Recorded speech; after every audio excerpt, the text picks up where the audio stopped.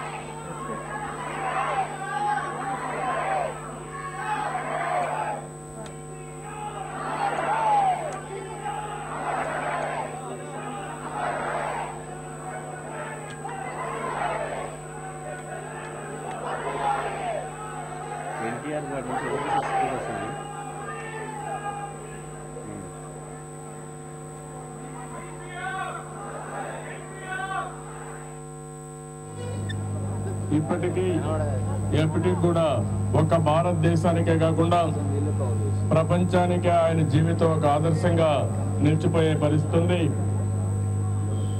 ఆయన అవలంబించిన అహింసా మార్గం అయితే ప్రపంచానికి ఒక మార్గం చూపించే విధంగా ఒక ఆదర్శంగా ఈరోజు తయారైంది. అంతేకాకుండా ఆయన స్వాతంత్రం కోసం జాతికి ఒక స్ఫూర్తినిచ్చారు, ఏకతాటిపై నడిపించారు, అనేక విధాలుగా పోరాడారు.